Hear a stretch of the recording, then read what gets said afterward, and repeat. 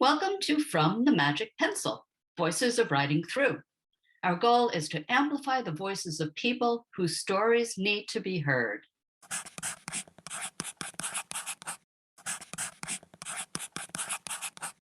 I want to introduce Roun Ry, who is, I don't want to say an old friend, although I kind of feel like you're an old friend. One of the original Anjali House students, one of the original Writing Through students.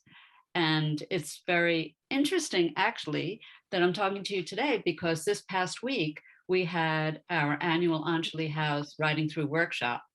And I looked back, and the very first one was in 2011. That was ages. That was a long, long time ago. Long time ago, I know. So we've known each other a long time, which is pretty wonderful. Yeah, it Pretty is. wonderful. Why don't you just say a little bit about yourself and your background, and then we can just chat about your life, your creativity, and all the exciting things that you're doing now that you're grown up and an adult. My name is Roun. I'm 27 years old now. Actually, I don't feel old at all. You're not old. Well, yeah. Most people tell me that I look like 15, 16 still, which I'm grateful. You know.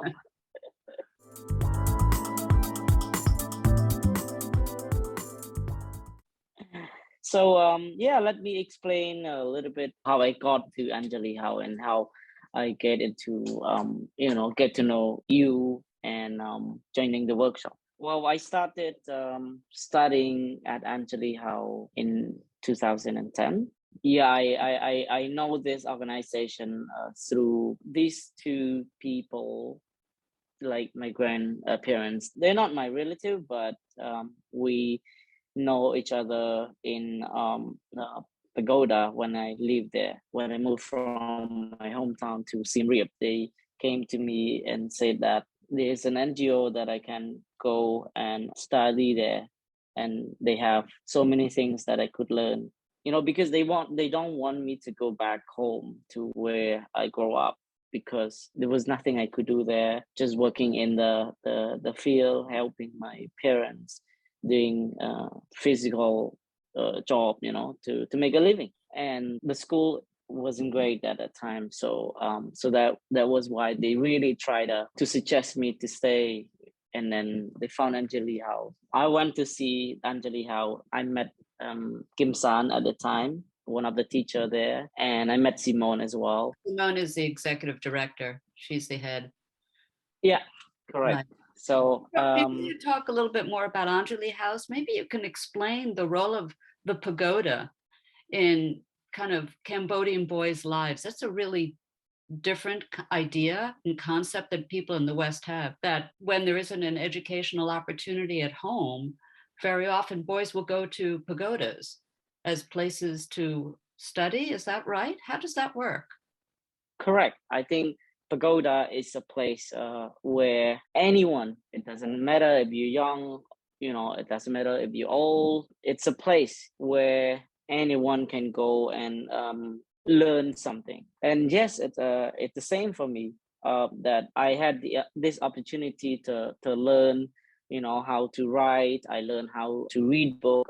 I learned so many things. It's not just about the religion. It's just like it's a place that can let someone like me or other go there to learn something, and at the same time they provide place for us to stay as well, and food to eat. Do all pagodas do that? I think most of the pagoda do that. It's really a wonderful things. I think, because it's a public place. People can go and they feel safe. They feel like people respect each other. They give each other value. They helping each other.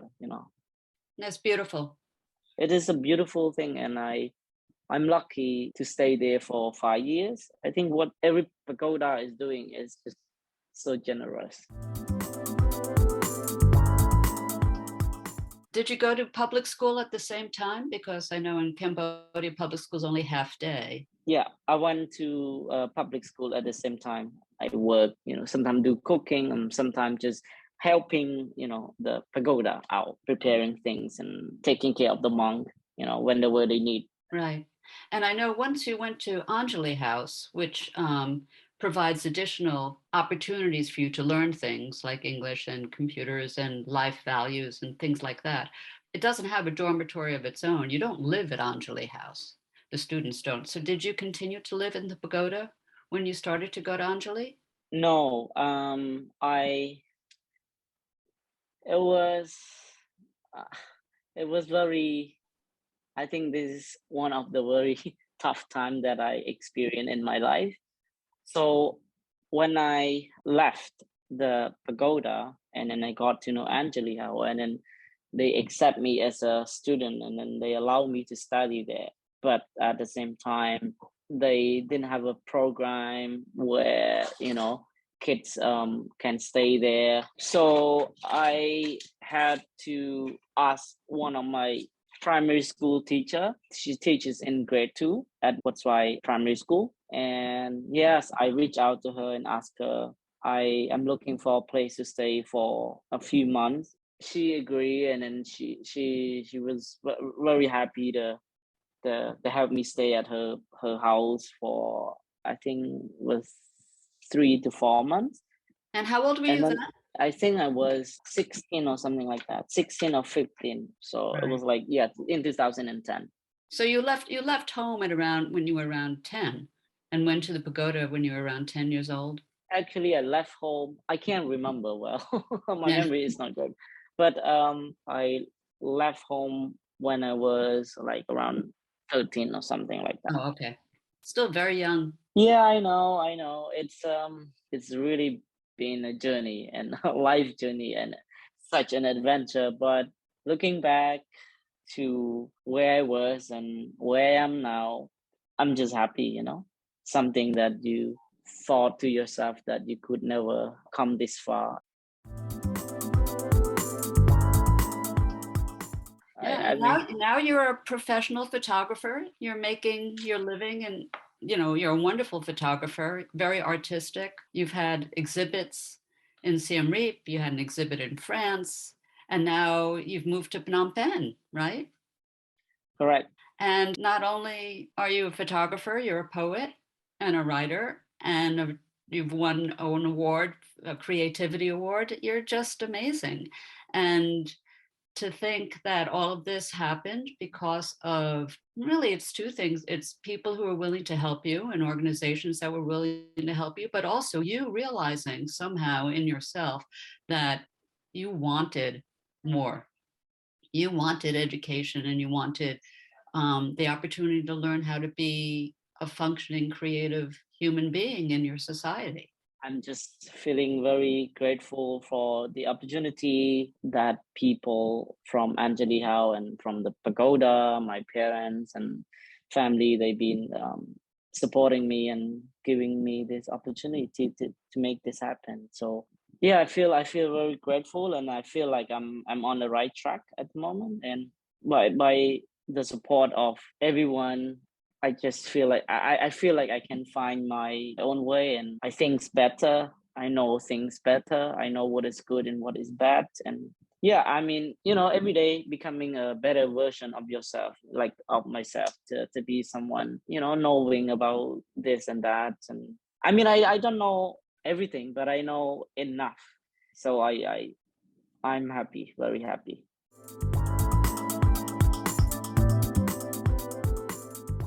And for me, getting to know you during actually the very first writing workshop, which turned into writing through, getting to know you and getting to see the impact that learning how to think and using writing as a way to discover yourself and how to live your life, observing that in you was a very key thing for me to believing that, well, this is a program that other people can benefit from.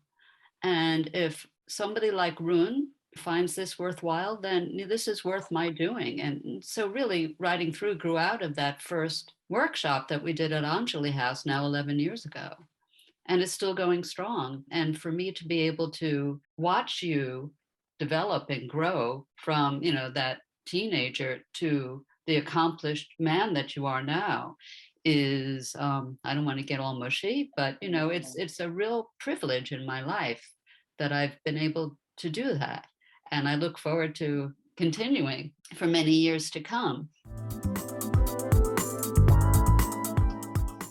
You have spoken to me before about kind of the role that writing through and creative writing has held in your life and has helped you discover your own creativity and has helped you with your photography. Could you talk about that a little bit? Writing through program is something really new for me. When I first studied, I've never learned anything like that um, in my life, even at public school. So this is completely different, and I love the workshop a lot, and it helped me not just improving myself, but it helped me to think better. It helped me to think before you write. I don't know how to say. It just helped me to think differently, creatively. And well, I used to write poem before, like in a very complicated way, because in Khmer we have our how we say own structure to write poem. And to me, I just don't like complicating things, because my life is already complicated enough. So my brain doesn't design that way to, so I'm not that smart. But I used to write a few, but not that great. When I get involved in your program, I discover something new arts, new creativity, that it can be simple, but it is something. It's also art, because art is something, to me, I feel like it's very wide. It's like it's big. You can't really specific much about it, but it just, anything that you like and you're good at it.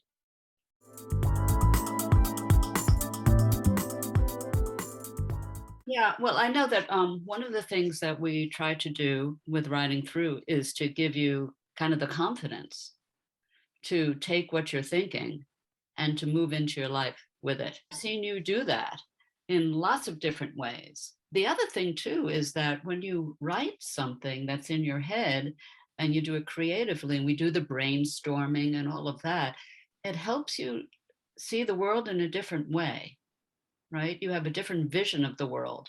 And I think that translates directly into your photography. Do you think that's true? Yeah, that's true. I feel like it's the same message. One is writing and have a text, and one is just image, one image after one image. So yeah, it's connected. And later on, it helped me to think creatively in transform it from the text into image. Yeah, and I know a lot of what you tend to do with your photography is to create stories. What is it called? Narrative photography or something? I know that you did this whole series of people who are living on the Tonle Sap, the fishing village, these villagers who will actually live on the lake. And you followed them and took all sorts of really beautiful, amazing images. And I think you've done that before, haven't you? Where you have kind of a story in your head. You want to tell the story of these people, and then you do it through your photography. Is that right? Correct. Yeah. Of course, before you can do a project, you have to think, what is it about? Why I'm doing it? So you got lots of questions to ask yourself in your head as well. Brainstorming or imagining, and then and also when you have experience. When I go there a lot, I didn't realize it that this is something I could document about it. Going back to thinking creatively, writing through. Yeah, it helped me. It doesn't matter in what way you're thinking. It doesn't have to be the same to other photographer, the same to other artists. It can be different. This is the great things about art. You can just be yourself and just produce what you like, what you think is good for you. I think what you've learned is that you're unique. Everyone is unique, but there's only one Roun, and the vision that you have of your world and the way that you feel about it is unique to you and is valuable and something that you want to share and that we want to see. So do you have Top something notch. that you're working on now? Do you have a new project that you're thinking about? As now I just moved to Phnom Penh. I've been busy, trying to trying to get some job, trying to make a living, trying to learn few things.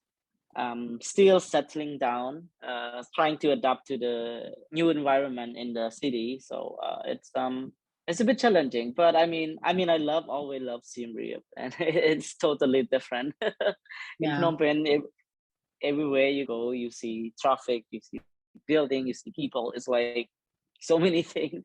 It's just too much. But I think I make a right choice to move to Phnom Penh because I think I can get lots of opportunity and meet lots of people there. Did COVID have something to do with your decision to move? Because I know although Cambodia has had a terrific vaccination rate, it's really amazing how well you've all done that. I know that the pandemic really destroyed tourism in Siem Reap and a lot of the industries in Siem Reap. Is that why you left Siem Reap, or were there other reasons too? Yeah, that can play a big part, and that's why I moved to Phnom Penh because Siem Reap before it used to be enough people and tourists, coming, and then without tourists, it's hardly to survive in Siem Reap. So that's why I moved to Phnom Penh and hoping for a better opportunity.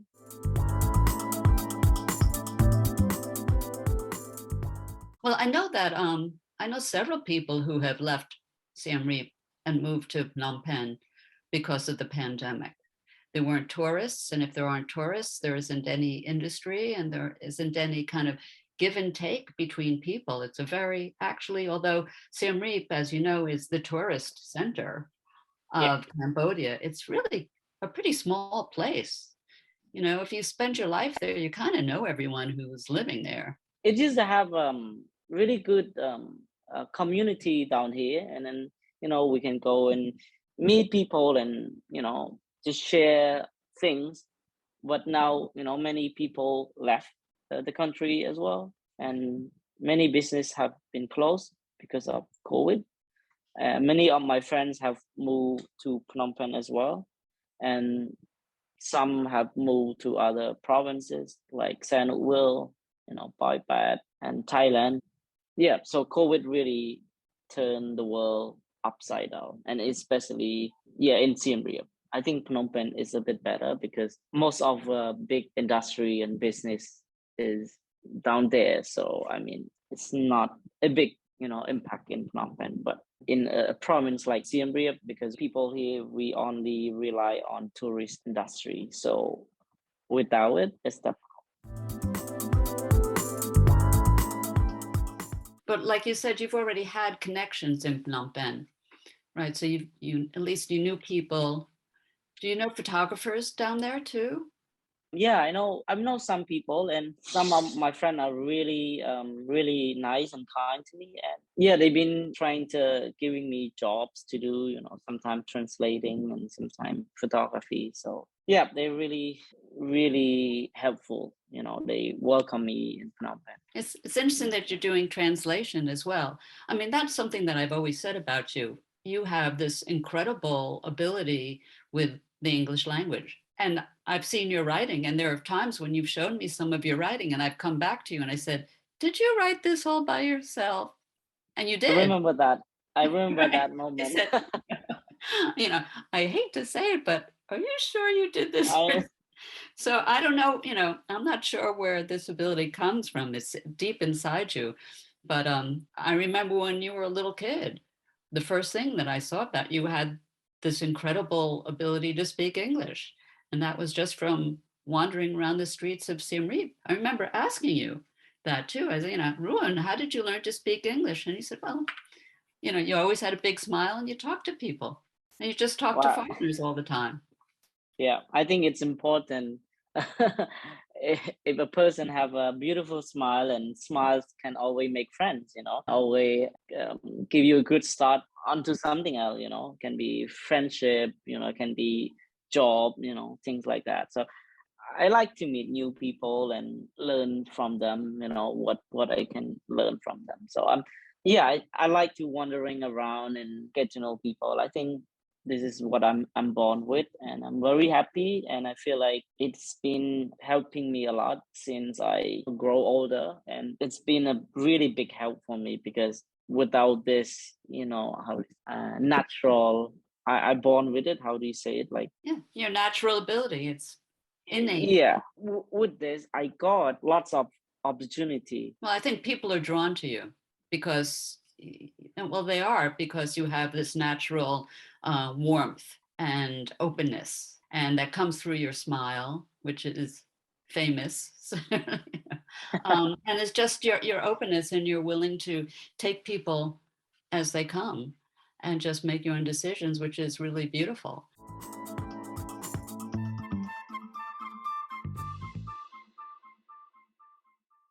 Run is such a special person. If you enjoyed our chat, you're in luck because there's more to come next week. Next week, we'll discuss how Run discovered his creativity and became the extraordinary artist he is today. If you're interested in checking out some of Run's beautiful photographs, you can follow him on Instagram at Roun Ry, Rounry, all one word, or check out our show notes for the link. Here's a little taster of next week's episode. And every day I feel like I improve a lot, to be honest. From the last 10 years, I started to know English and to speak English. I keep continue doing it every day and every day. And now I feel like, I can understand people better. I can understand everything. If you've enjoyed this podcast, please consider rating, leaving us a review, and subscribing. Also, if you could recommend the podcast to anyone in your life you think might like it, we'd be so grateful. We're a new podcast, so this really helps us out.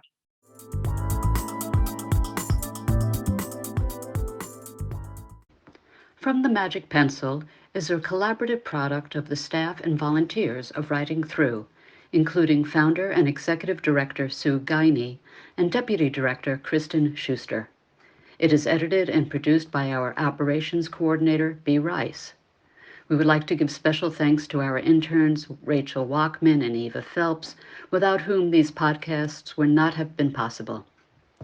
If you are interested in donating, volunteering, or partnering with Writing Through, or just finding out a little bit more about what we do, you can check out our website at www.writingthrough.org. Find us on Facebook, Instagram, Twitter, and LinkedIn, or email us at info@writingthrough.org. Until next time, thank you so much for listening. Ever onward.